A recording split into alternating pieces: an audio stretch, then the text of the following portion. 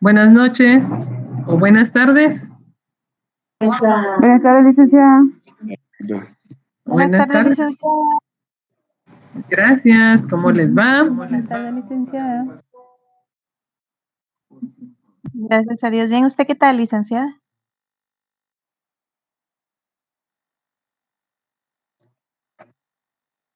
Bien, gracias a Dios. Aquí con problemas con la lluvia y el internet, que está bastante fuerte. Pero gracias a Dios ya estamos listos. Vamos a trabajar el día de hoy. ¿Me indican si está en pantalla, por favor? Sí se mira, licenciada. Muchas gracias. Tenemos la frase del día de hoy que no tendremos una sociedad si destruimos nuestro medio ambiente. Esto lo dice Margaret Mead. Para esto, para trabajar el día de hoy, vamos a tener que estudiar o adentrarnos un poquito a la historia para ver lo que es la regulación legal del control del medio ambiente. El ponente César Augusto Ávila Aparicio nos presenta un estudio bastante completo del proceso histórico del derecho ambiental en Guatemala. El derecho ambiental incide sobre las conductas individuales y sociales para venir a remediar las perturbaciones que alteran el equilibrio del medio ambiente. Anteriormente estábamos hablando que por el crecimiento de la población, algunos terrenos o sectores que estaban constituidos de vegetación habían sido talados de una forma bastante abrupta sin tener un estudio para el impacto que iban a crear en el medio ambiente. Entonces, eso creó no solo aquí en Guatemala, sino que en varios países problemas con el medio ambiente y se empezaron a dar los cambios del clima y los cambios que empezaron a perjudicar no solo el ambiente en sí, sino que también la escasez del agua. A todo esto se unieron los países, los gobiernos representantes de los países para poder tomar decisiones que pudieran poner en práctica a fin de parar con la tala inmoderada de los árboles, con el crecimiento poblacional y otros problemas que estaban teniendo para mejorar el medio ambiente. Entonces todo esto resurgió y Guatemala no fue uno de los países que se quedó atrás, sino como parte del estudio que ellos manejan, se unieron al Consejo de los Estados para poder trabajar y buscar un ordenamiento en todo lo que esto significa. Para remediar las perturbaciones que alteraban el equilibrio del medio ambiente y el ordenamiento ambiental, se distinguen normas contenidas en leyes específicas, orientadas directamente a la protección de los elementos ambientales y aquellas no contenidas en su totalidad o en cuerpo de leyes, sino plasmadas en la legislación y están dispersas en disposiciones generales, no encaminadas necesariamente en la protección ambiental. En los antecedentes podemos verificar que la conferencia de Estocolmo que se llevó a cabo en Suecia acude a una asamblea general de una organización de las Naciones Unidas que aprobó en diciembre de 1968 la resolución que decidió convocar para para los países miembros, que eran 112 países, y que concluyó en el año de 1972. Existían leyes, pero eran leyes generales.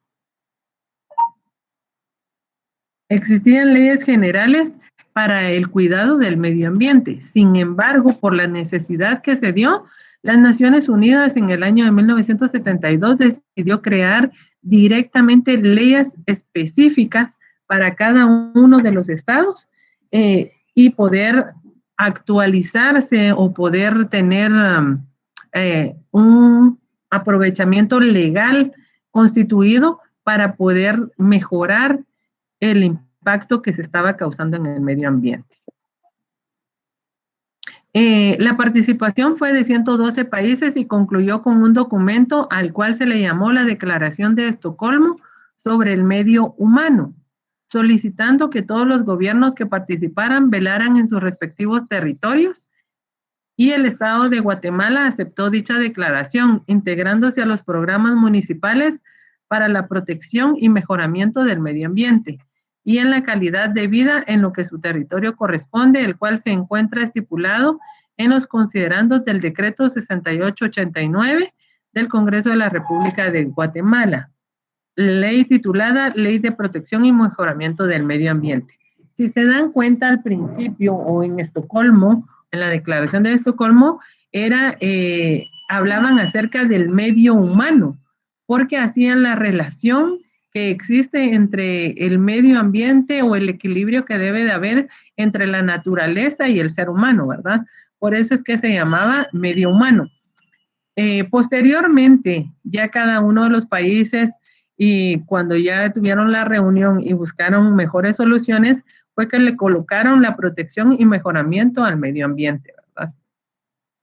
Tiene su fundamento jurídico en los considerandos de la ley citada, que dicen que la protección y mejoramiento del medio ambiente y los recursos naturales es fundamentalmente para el logro del desarrollo social y económico del país.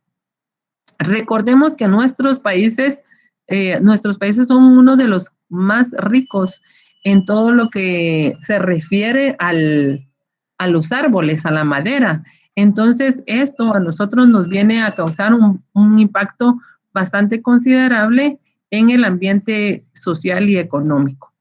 El gobierno de Guatemala, consciente de la responsabilidad adquirida y con la responsabilidad de cumplir con los fines del Estado, decidió crear una comisión a nivel ministerial encargada de la conservación y mejoramiento del medio humano con competencia en todo el territorio nacional. Esto fue en el gobierno del presidente Carlos Manuel Arana Osorio. Él creó en el año de 1973 la comisión que era conocida como CONAMA, teniendo como fin crear un incremento adecuado para planificar, cooperar y ejecutar un plan nacional y así alcanzar los objetivos de velar y conservar y mejorar todo el ambiente. Ahorita, en estos momentos, estamos teniendo tantos problemas con el medio ambiente y esto se debe a que las personas siguen siendo desconsideradas con el ambiente y se están perdiendo lugares muy importantes, tanto aquí en Guatemala como en parte, como lo que es el Amazonas. No sé si ustedes han visto noticias que están impactando fuertemente porque se está terminando toda la reserva natural y está creando un impacto bastante fuerte a nivel del clima. Los climas antes eran muy marcadas las estaciones, sin embargo, por todos estos cambios que se han suscitado, el clima ya no entran en los meses que antes eran establecidos. Antes no era que los abuelitos les dolieran las rodillas para decir que iba a llover, sino que simplemente con el conocimiento de las lunas que pasaban o ellos contaban, era que sabían que empezaba a llover y así mismo podían hacer lo de la siembra y poder cosechar, poder cortar los árboles en las lunas establecidas. Esto requiere de varios conocimientos. No solamente es de venir y agarrar y cortar un árbol, sino que en el caso de los estudios que se han dado últimamente es cortar un árbol y sembrar dos. Eso es lo que se ha estado dando para poder buscar un equilibrio en el medio ambiente. Esto se ha venido buscando desde el año de 1972, cuando se inició la convención en Estocolmo, Suecia. El gobierno de Guatemala, consciente de la responsabilidad adquirida y con la responsabilidad de cumplir con los fines del Estado, decidió crear esta comisión, la cual fue disuelta el 20 de enero de 1970. Esta fue disuelta creo que en el año 2000, porque el 20 de enero de 1975 se creó la Comisión del presidente encargada en la conservación de mejoramiento del medio humano por el Ministerio de Gobernación, que tenía como fines asesorar al presidente, emitir opinión sobre asuntos de presupuestos de la comisión ministerial, poner normas y reglamentos relacionados con problemas ambientales y conocer de toda agresión ecológica. En este año se empezaron a poner más puestos de registro, habían más personas encargadas de ver que en las carreteras no fueran camiones cargados de madera, porque esto obviamente tenía bastante problema con el desequilibrio que había en el medio ambiente. También se empezó a buscar lo que era el tráfico de los animales, que obviamente como estaban alterando los bosques, estaban teniendo más acceso a tener especies que estaban en peligro de extinción. En octubre de 1976, la Comisión Asesora presentó un anteproyecto de la Ley de Conservación y Mejoramiento del Medio Ambiente, como resultado del primer seminario sobre problemas ambientales de Guatemala. La Comisión del Medio Ambiente funciona hasta el año 2000, posterior a la creación del Ministerio de Medio Ambiente y Recursos Naturales.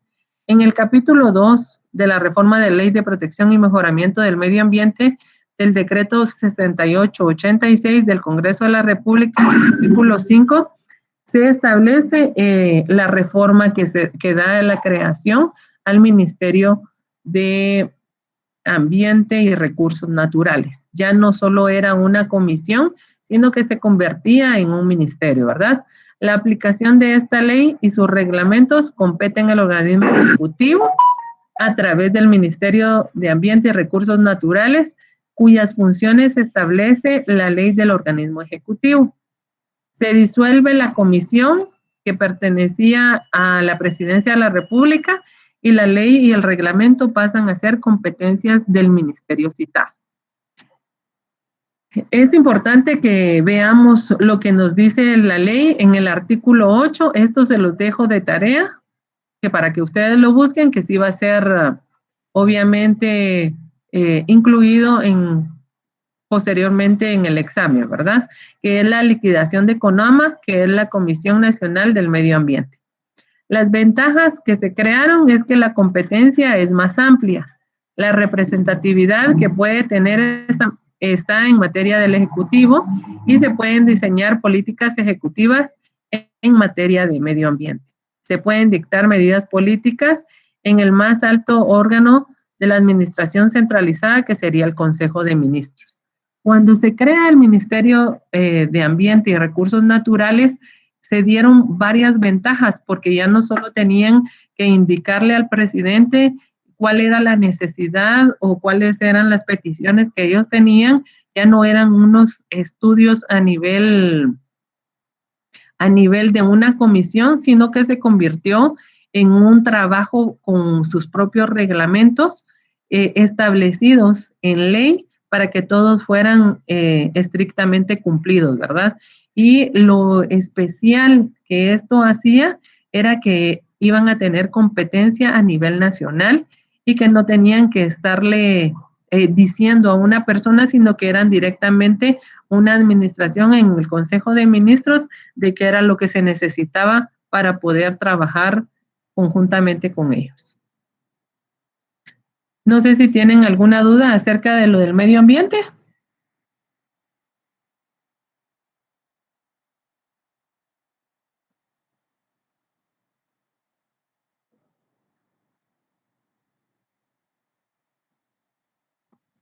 No, licenciada, está claro. Muchas gracias. Gracias. Gracias, Clara. Yo creí que ya se habían dormido todos, que el ambiente sí lo permite.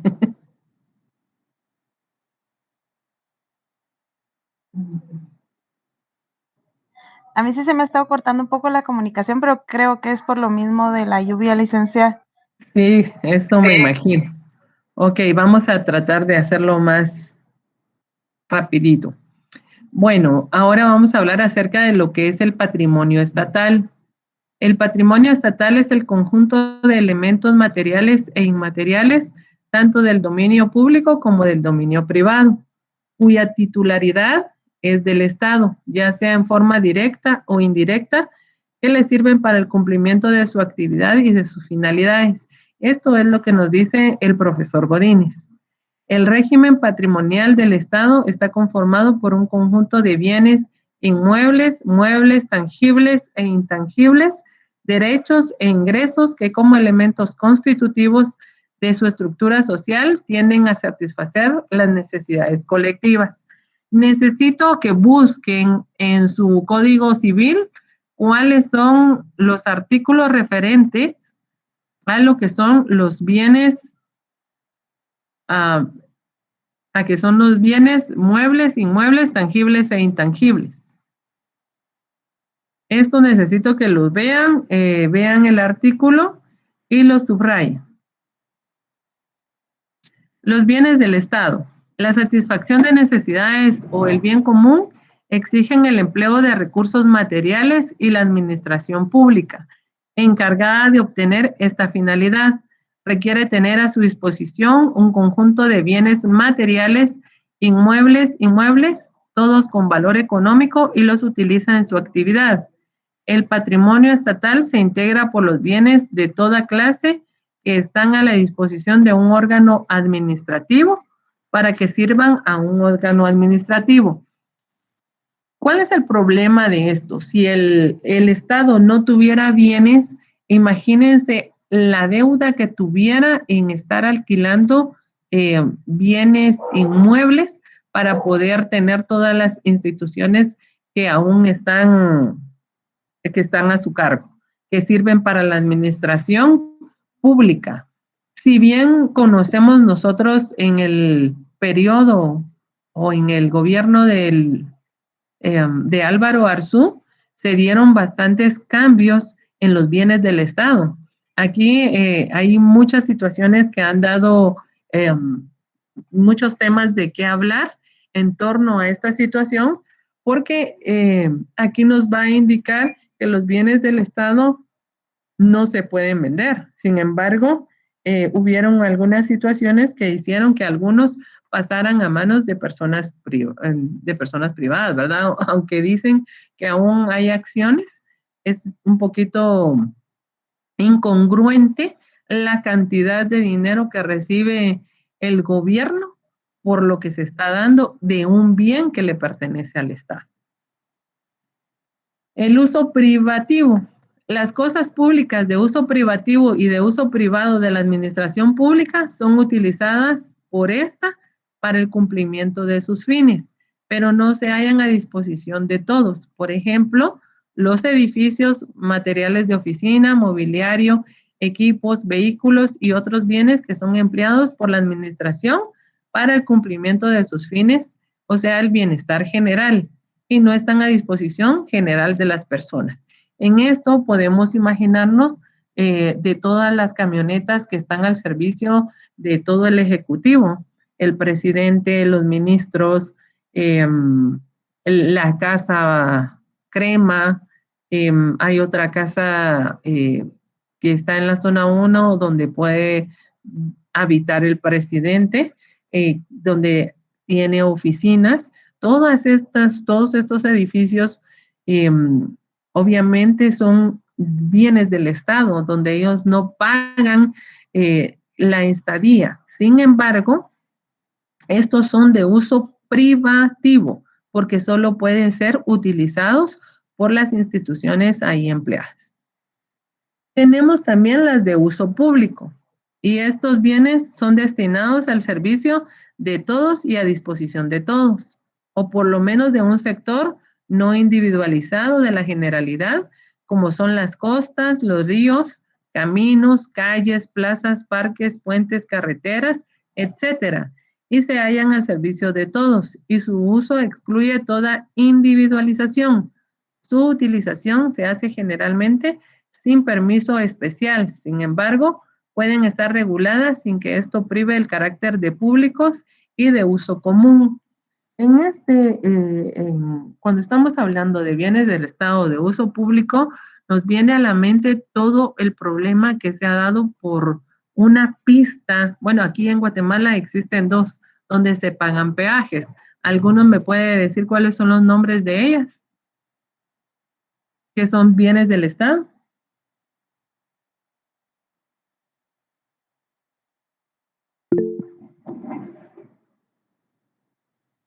La autopista de Palín-Escuintla, licenciada, que tiene su cargo. Exactamente. Gracias. Las de Palín-Escuintla. ¿Y cuál es la otra? Hay una que nos va directamente a La El más Salvador. reciente, no sé cuál es. iba a decir que ¿Será la VAS, licenciada? Exactamente, Sergio. Es la base. Buenas tardes.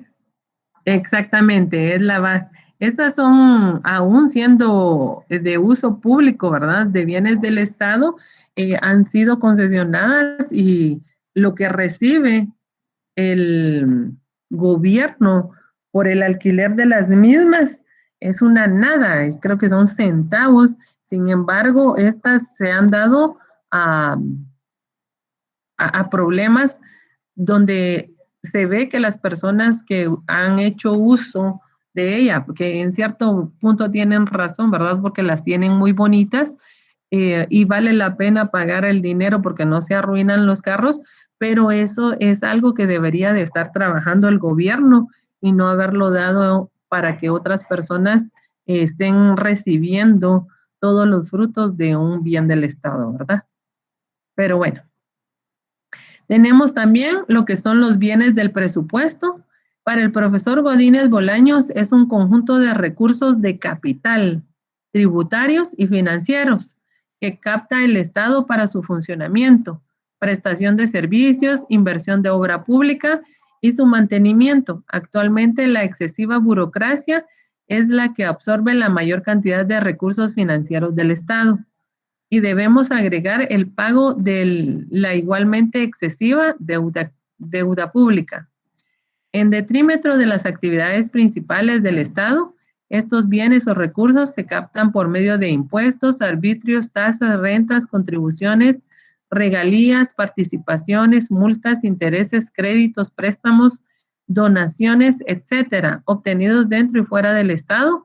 Finalmente, es necesario recordar que el estudio jurídico de muchos de los países del Estado son objeto de otras disciplinas como el derecho del agua, el derecho minero, el derecho petrolero, el derecho ecológico, el derecho fiscal y tributario, y el derecho forestal y el derecho económico.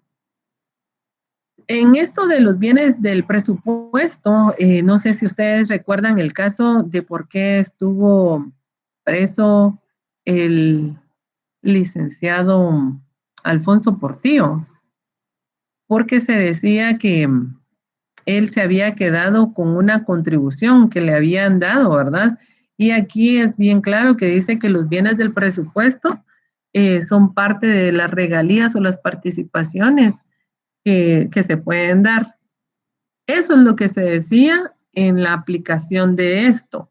Puede ser que haya captado porque también él lo que aducía era de que no había sido como parte de representante del Estado, sino que a él como persona que le habían dado estas regalías, ¿verdad? Esto es algo de lo que queda muy en el tintero para poderlo tomar en cuenta a la hora de hacer nuestros propios como nuestros propios comentarios, ¿verdad? De tomar en cuenta que estemos fundados en lo correcto de lo que se está diciendo. Sin embargo, se daban muchas expectativas referente a este tema. En el artículo 121 de la Constitución Política de la República de Guatemala se hace una enumeración de los bienes del Estado y los cuales establecen. A esto tienen que ir ustedes a la Constitución y subrayar y hacer un llamado de bienes del presupuesto en el artículo 121. Las características es que son inalienables, que no se permite la enajenación del bien mientras pertenezca al dominio público, y sean bienes nacionales de uso común, salvo el caso de los bienes que dejen de serlo y sean sometidos a los procedimientos legales para su enajenación, siempre que no afecte a la generalidad o se altere el orden público. Esto está constituido o fundamentado en el artículo 461 del Código Civil. La propiedad del Estado no prescribe nunca. Artículo 461 del Código Civil. Se encuentran exentos de pagos de impuestos, salvo el caso que se trate de la construcción para mejoras que las municipalidades realizan en las calles. Pueden aprovecharse de ellos todos los habitantes, siempre con las restricciones que la ley establece. Esto también está fundamentado en el artículo 461 del Código Civil. Algunos bienes del dominio público de entidades del Estado están sujetas a leyes especiales y subsidiariamente al Código Civil en el artículo 462. En el caso de lo que son los bienes de uso público, si nosotros nos damos cuenta en otros países, lo que son las autopistas siempre tienen el pago de un impuesto, que es el impuesto de circulación, que les ayuda a mantener estas carreteras en buen estado, ya que el presupuesto que es otorgado para el mantenimiento de las mismas no es suficiente para poderlas mantener en un estado óptimo para que las carreteras sean rentables. Aquí en Guatemala, es la autopista de Palín-Escuintla, es la única que tenemos con bajo este régimen. Sin embargo, ahorita están considerando, creo que un tramo por Suchitepeques, que va a ayudar muchísimo a Retauleu, a todo lo que es el ente turístico, por lo que es el IRTRA y San Bernardino, creo que van a hacer no sé cuántos kilómetros, y ahí también van a tratar de poner una autopista donde obviamente se va a tener que pagar como en la autopista de Palín-Escuintla. También se tiene el estudio de lo que son las carreteras de la Puerto Quetzal, porque ahí es una de las principales donde vienen todas las embarcaciones de los cruceros. Entonces, esto le da un aspecto mayor realce al turismo que va a permitir que tengamos mejores carreteras. Sin embargo, esto todavía se está poniendo en un estudio para que no haya ningún problema, ya que los bienes del Estado tienen que llenar ciertos requisitos para poder ser concesionados de esta forma. El traspaso de los bienes del dominio público o de uso común al patrimonio del Estado o de los municipios deberá ser sometido bajo los procedimientos establecidos, esto fundamentado en el artículo 463 del Código Civil. Los elementos son los del dominio público, que el Estado y sus entidades descentralizadas y autónomas son los titulares del derecho real de la propiedad. Los bienes en sí, que pueden ser inmuebles o muebles. Y el profesor Godínez incorpora dos elementos más, a los que ya leímos anteriormente, que sería el elemento teleológico o finalista, que es la utilización de los bienes públicos para el uso directo o indirecto de la colectividad, y el elemento jurídico, que representa por medio de un conjunto de disposiciones legales que establecen las clases de bienes del dominio público. Hasta aquí llegamos con la clase del dominio de los bienes del Estado. No sé si alguien tiene algún comentario que hacer. Sí, Yamile, los impuestos sí que están destinados para el mantenimiento de las carreteras, en todos los problemas que se han dado, lastimosamente, ¿verdad? De la corrupción, son poco a lo que queda para poderlos mantener en óptimas condiciones. Lamentablemente, se debe de hacer uso de estas situaciones como la que estamos pasando en la carretera de Palín a Escuintla para que tenga un bien, que esté bien hecho, bien formado, que esté tal vez bastante, ¿cómo se puede decir?, supervisado y que los fondos lleguen. Me imagino yo que si hubiera sido el gobierno quien tuviera esa garita y estuviera ganando lo mismo o cobrando lo mismo, esas carreteras estarían pésimamente mal, porque lamentablemente los fondos, no sé, nunca llegan a donde deben de llegar. Y ahorita que esta carretera está siendo administrada por otras manos, nos damos cuenta de que los fondos sí alcanzan y ellos están llevando la mayor parte de dinero y aparte de todo le están dando una regalía significativa al gobierno de Guatemala. Dime, Scarlett. Pues, licenciada, fíjese que yo hace un par de años investigué un poco acerca de este proyecto de Palín Escuintla. Ellos, si no estoy mal, o mi mente no me traiciona, ellos le dan 1% al Estado de Guatemala. En sí eso se privatizó, ¿verdad? Se vendió ese proyecto y ellos muy difícilmente pues va a contribuir más de lo que se paga, porque uno al final le traslada los gastos al contribuyente, al consumidor final, pero en sí Guatemala tiene muchos bienes, pero lamentablemente como no los cuida, ahí donde empieza la privatización, ¿verdad? Están muy mal administrados, exacto. Sí, en este caso pues se dio a una empresa privada y Guatemala recibe el 1% y lamentablemente, como usted mismo dijo, nunca va a llegar a donde debería, porque el impuesto de gasolina, si no estoy mal, tiene 2, creo yo, para la circulación. Nosotros pagamos pues doblemente lo del impuesto de la gasolina y también cada año se paga la circulación, pero miramos que nuestras carreteras están muy malas. Entonces realmente exacto. Guatemala tiene patrimonio, tiene bienes, pero prefiere mejor venderla, ¿verdad?, para que otros lo administren y así perjudican pues a la población. Solo era mi comentario, licenciada, perdón. Muchísimas gracias, Scarlett, muy atinado tu comentario. Tienes toda la razón y era lo que yo les estaba indicando, ¿verdad? Si estuviera en manos del gobierno, las carreteras aún nos estén cobrando, no estaría como está. Dime, Sergio. Buenas tardes, licenciada. Mire, para agregar un poco a lo que decía la compañera, existen en lo que es la infraestructura 2 tipos de contrataciones. Una es la contratación directa, que se hace por medio de licitación, y la otra es la concesión, que la concesión tiene como visión específica el que le dan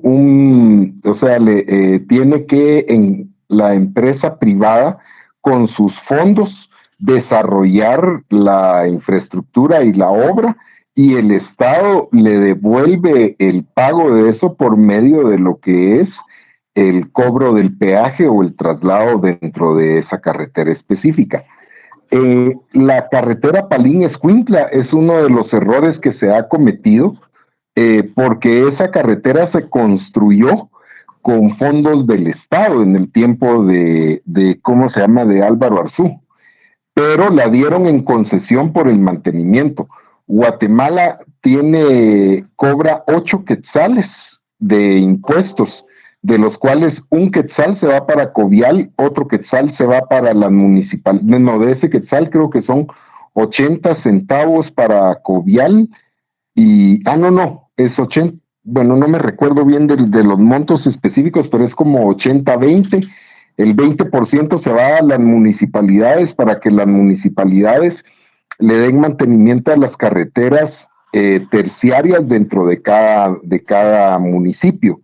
Pero el problema radica en que las municipalidades lo que hacen es que no les dan el mantenimiento a esas carreteras y quieren que Covial les dé mantenimiento a las mismas. Entonces eso es lo que sucede, por lo que se destruye las carreteras. Y el grave problema de las carreteras del país es de que no existe un sistema de pesos, de pesos para poder verificar de que los autobuses, el transporte pesado no se exceda en el peso, y eso lo que hace es destruir la vida útil de la carretera. Yo estuve viendo eso cuando estuve en Cámara de la Construcción, viendo todos esos temas de infraestructura, y me metí mucho en esa línea de ver los gastos en carreteras. La única concesión pura que se ha hecho en Guatemala la están haciendo ahorita, y es la transversal del norte, que le está desarrollando Soler Bonet, y que en 20 años el Estado le está pagando $230 millones para poder completar todo este carretera. Solamente, licenciada. Exactamente, muchísimas gracias, Sergio. Fíjate que tienes toda la razón en lo del gobierno, ¿verdad? Lastimosamente, ese error lo estamos pagando caro, pero estoy hablando de la carretera de Palín-Escuintla, que sí se trabajó con fondos del Estado, pero si te das cuenta que en ese gobierno casi que todo se hizo con fondos del Estado y terminaron en manos privativas. Entonces es un poquito complicado, ¿verdad? Esos errores tuvieron bastante problema, pero como ya no hay nadie a quien solicitarle información acerca de eso, porque ya no existe la persona principal que hizo todos estos cambios en los bienes del Estado, solo tenemos como guatemaltecos que darnos viendo que nos están dando una miseria de todo lo que ellos están recibiendo. Pero era lo que les estaba comentando, de que si estuviera en manos del gobierno, también la corrupción hace que esto se mantenga mal. Porque al menos ahí en una concesión tú estás pagando un impuesto de circulación, pero estás teniendo una carretera buena. En el caso que tú estás indicando que ahorita que va hacia la transversal del norte, tendríamos que ver que de verdad se vaya a llevar a cabo o mantenerse en la calidad de lo que se debe de mantener a la hora de que tú estás pagando para poder circular o transitar en esa carretera, ¿verdad? Lamentablemente. Armando Román, yo les indiqué varios artículos del Código Civil, incluyendo los de los bienes muebles e inmuebles, que Yamilet ya no lo colocó aquí en los mensajes, que es de inmuebles el 445 y muebles el 451. También había dicho de tangibles, intangibles, de los bienes del Estado. Esto lo vimos anteriormente en Derecho Civil, ¿verdad? Dime, Axel.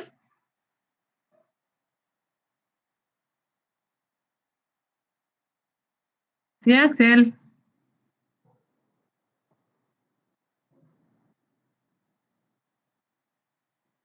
De todos modos, voy a tratar de colocarles las diapositivas para que ustedes tengan a bien buscar los artículos que les corresponden y así poderlos leer. ¿Sí, Marlene? Buenas noches. Buenas noches, licenciada.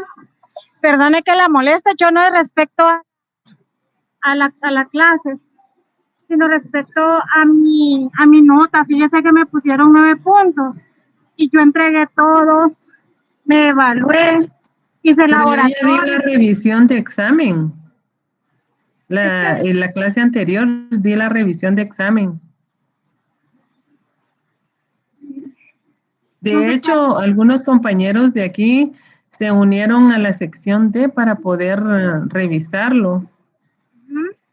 Sí, yo siento que tal vez no tomaron en cuenta mis trabajos y todo eso, porque, por ejemplo, yo siento que en el examen no estuvo tanto el problema, sino también en el laboratorio, porque también me lo hice, y yo no lo voy a contestar al 100% bien, pues, pero 9 puntos y cumpliendo con todo, siento que no, y estoy muy preocupada, no sé qué hacer, no sé cómo resolverlo con usted.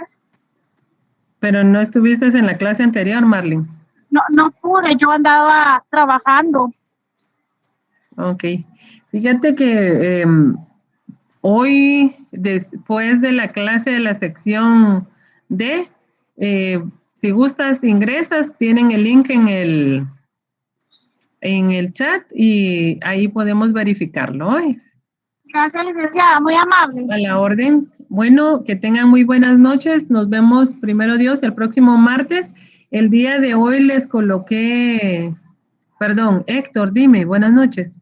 Buenas noches, yo también por el mismo motivo, licencia, que pensé que alguien más iba a preguntar algo respecto a la clase, por eso no hablé. Ok.